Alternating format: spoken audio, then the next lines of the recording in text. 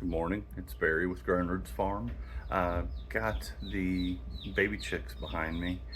Moved them over here into some better lighting. Typically we keep them on the other side of the shop.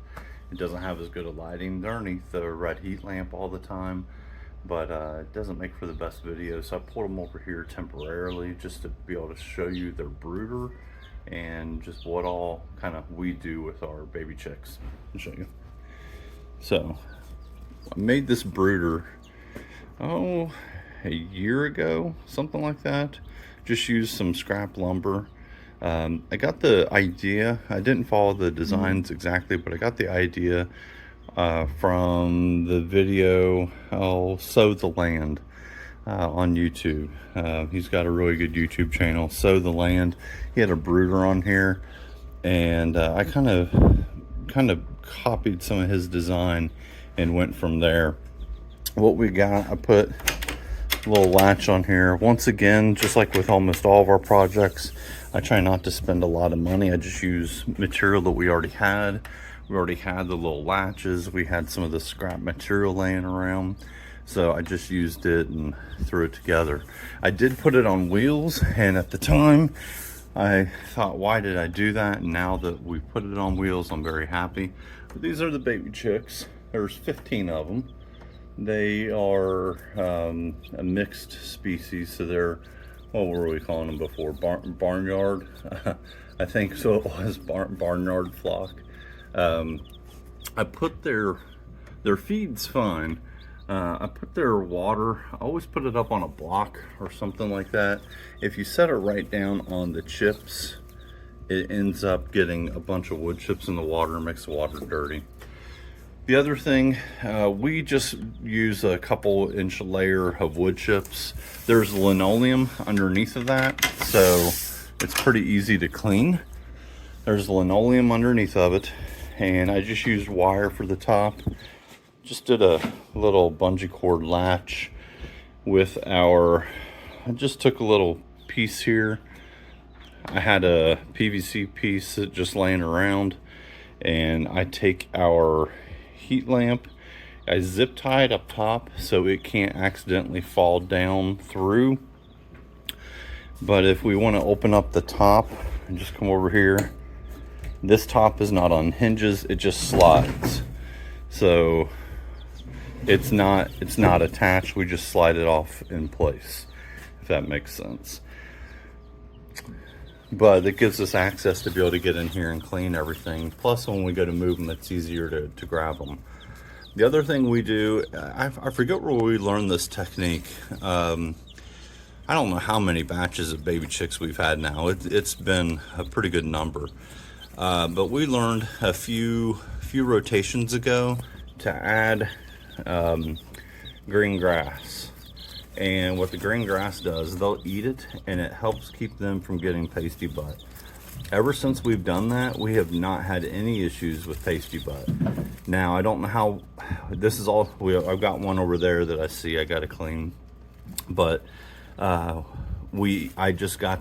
behind on getting the grass in here, so I should have had it in here prior to this morning. The other thing is, it is winter time, so the grass does not have all the nutrients in it. It normally does. I don't know if that'll make a difference. Either way, we're going to try it because we've had really good success before. And we'll just see how that goes. Yeah, I got one I see I got to clean for sure. But all of them are done pretty well. They were all born on the same day. We incubated them here at our house. This was also our first time. We've let some broody chickens hatch a couple out in the field.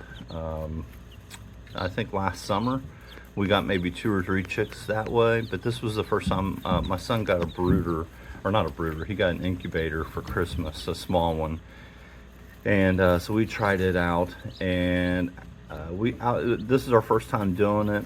Out of 22 eggs we put in, 15 of them were viable.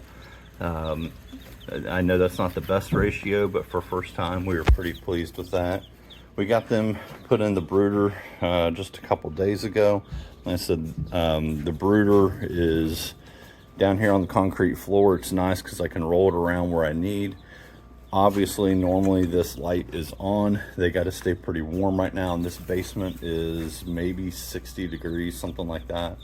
So it's not warm enough down here to just keep them otherwise. But that's our chicken brooder setup.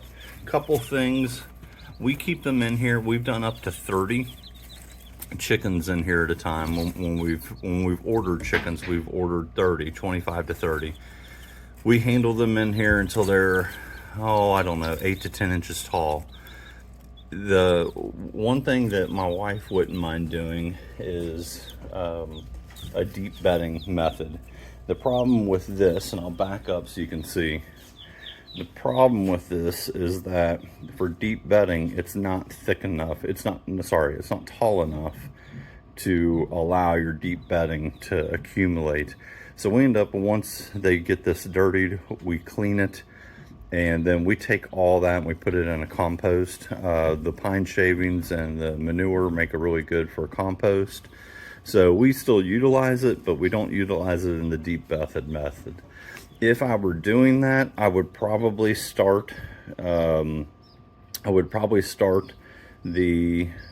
floor much lower, and then have room to build up that deep bedding over the course of they're in here about 2 months, somewhere in there, 6 to 8 weeks.